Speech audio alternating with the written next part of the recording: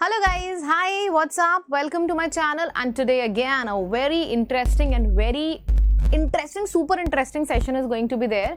Master tricks on vocabulary. अच्छा, what do you understand by this word tricks? अरे देखो, जब कोई चीज़ बहुत डिफिकल्ट होती है ना तो उसको पढ़ाने के लिए कुछ ना कुछ इजी मेथड में डिराइव करती हूँ। तो मैंने देखा ग्रामर आप लोगों को बहुत पसंद आई, मेरी पैरा जंबल बहुत पसंद आया, रीडिंग कॉम्प्रीहेंशन बहुत पसंद आई। अब रही बात वोकैबुलरी की, तो चलिए वोकैबुलरी करते हैं कुछ ऐसे तरीके से कि you should fall in love with this method, isn't it? Let's not waste time and quickly start the session. तो चलो शुरू करते हैं। फिल्मिनेशन, क्या है ये स्पेलिंग, कैसे याद होगा? चलो मैं आपको गारंटी दे रही हूँ, कहीं पे आप पेपर पे लिख लो, आज मैं जितने भी स्पेलिंग्स कराने, जितने भी वर्ड्स कराने वाली हूँ, सबकी वोकैबुलरी आपको याद रहेगी लाइफ टाइम। देखिएगा कैसे। अब ये फिल्मिनेशन है तो इसको आप याद कैसे करोगे? फुल मिंट वाली टॉफी खाने में मुझे आपत्ति है, मुझे ऑब्जेक्शन है। अब देखो, कुछ लोग ऐसे होते हैं कि जिनको मिंट की टॉफ़ी बहुत पसंद होती है, कुछ लोग ऐसे होते हैं जिनको नहीं पसंद होती है फुल मिंट की टॉफ़ी। तो इसको कैसे याद करेंगे? पूरी मिंट की टॉफ़ी खाने में मुझे ऑब्जेक्शन है। तो फिल्मिनेशन का मतलब क्या हो गया? ऑब्जेक्शन, किसी चीज़ पे ऑब्जेक्शन करना। नेक्स्ट वर्ड हो गया पंक्चुअलियस। अब इसका मतलब क्या है समझो, पंक्चुएशन से रिलेटेड है। तो पंक्चुएशन लिखावट में केयरफुली लगानी चाहिए। आपको भी पता है भाई, अगर आप पंक्चुएशन, अगर मैंने आपसे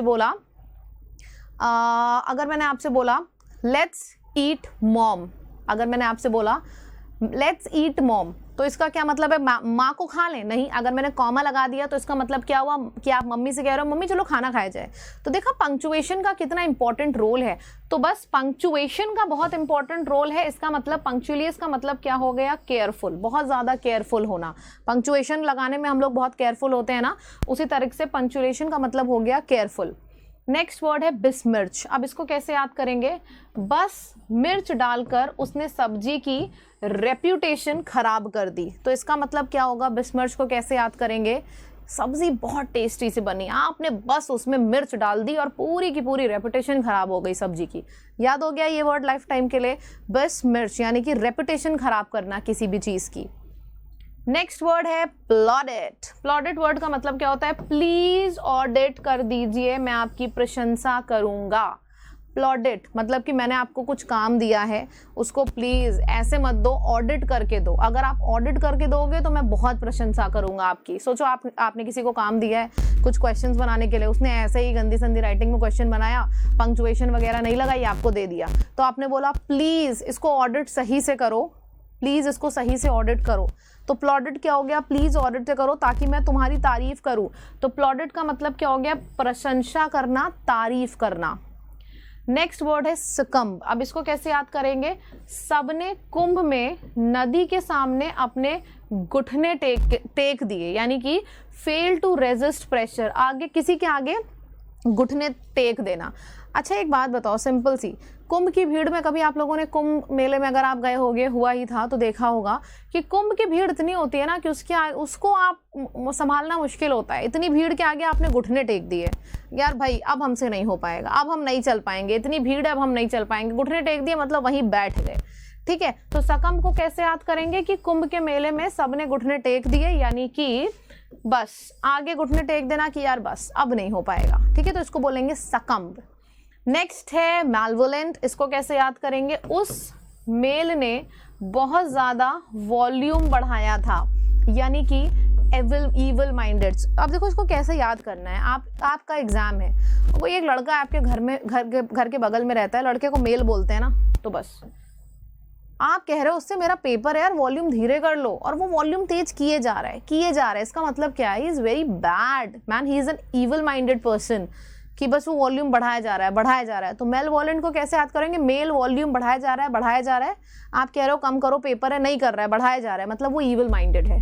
याद रहेगा अब हमेशा मेल वॉलेंट का मतलब।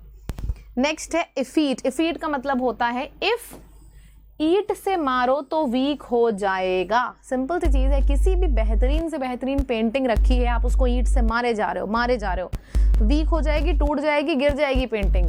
तो एफीट का मतलब क्या होता है? आप किसी भी चीज़ को मारे जा रहे हो, वीक बना दोगे आप उसे। तो एफीट का मतलब होता है वीक बना देना, मार के। ईट से मारे जा रहे हो, कैसे याद करोगे? इफ ईट से मारे जा रहे हो तो वो वीक हो जाएगा, if it. One more thing I just want to tell you guys, Unacademy Plus पे जिस तरह से मैं यहाँ पे आपको वोकैबुलरी पढ़ा रही हूँ ना, इसी तरीके से मेरा हर सब्जेक्ट को पढ़ाने का थोड़ा सा डिफरेंट मेथड है, चाहे रीडिंग कॉम्प्रीहेंशन हो, चाहे पैराजंबल हो. If you guys want to study from me basic से, grammar, reading comprehension, parajumble, everything. So if you are ready to fall in love with English, you can just subscribe to Unacademy Plus. मेरा नया batch शुरू हुआ है English का, basic से advance तक मैंने इंग्लिश पढ़ाया है. एंड अगर आपने बरखा 10 ये लिख दिया पेमेंट करने के टाइम पे तो आपको डिस्काउंट मिल जाएगा. ठीक है, अभी मैं इसके बारे में बता दूंगी, पहले कुछ वर्ड्स करते हैं. सकम हम लोगों ने कर लिया है. लामेंट, लामेंट मतलब लेमेंट. अब यार अगर आपको चाय पसंद है ना, मज़ेदार चाय पसंद है ना, और आपको मैं लेमन टी दे दूं, आप पता है क्या बोलोगे? मूड खराब कर दिया. तो लेमन टी पीकर रिग्रेट हुआ, यानी कि बहुत ज़्यादा गिल्ट हुआ, अरे यार ये क्यों पी ली, क्या चाय थी, लेमन टी क्यों पी ली. तो लेमन टी पी के आपको बहुत ज़्यादा पछतावा हुआ, रिग्रेट हुआ. तो लेमन का मतलब क्या हुआ? पछतावा होना, रिग्रेट होना. नेक्स्ट वर्ड है लकर. इसको कैसे करेंगे? CR मतलब क्या होता है? करोड़ रुपए. तो बस लकर मतलब हो गया बहुत ज़्यादा आर्थिक प्रॉफिट, लाभ होना. करोड़ मतलब करोड़ रुपए आ गए, मतलब बहुत प्रॉफिट हो गया ना. तो बस ठीक है, ये चीज़ मैं आपको और बता. अच्छा, मैं एक चीज़ आपको और बता दूं, मैंने कहा था बाद में बताऊंगी. अगर सपोज आप सब्सक्रिप्शन अनअकैडमी प्लस का ले रहे हो, इस तरीके की एक स्क्रीन आ जाएगी. 12 मंथ और 24 मंथ बेस्ट होता है, क्योंकि इसमें आपको प्री मेंस, डिस्क्रिप्टिव सब कुछ मिलता है. ये I don't recommend 1 month, 3 month और 6 मंथ. इन दोनों में से आप कुछ भी ले सकते हो. एंड आपको 700 से 800 रुपये का डिस्काउंट मिलेगा अगर आप ये कोड लगा दोगे, बरखा 10. वाई? बिकॉज इसमें क्यों मैं बोल रही हूँ 1 ईयर और 2 ईयर, क्योंकि इसमें आपका प्री मेंस, डिस्क्रिप्टिव सब की तैयारी हो जाती है. ठीक है. So here is the spelling. I have already written over here, I can write it over here also. The spelling is BARKHA